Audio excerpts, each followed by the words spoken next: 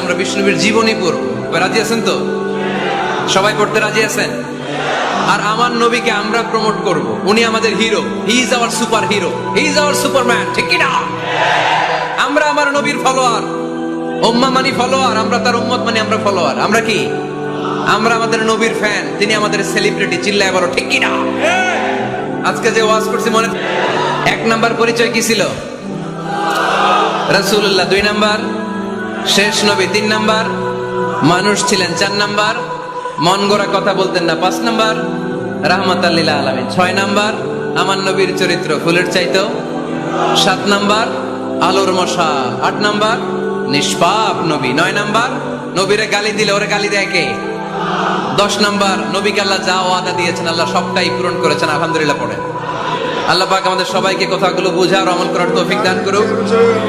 আমরা পড়ি আমিন।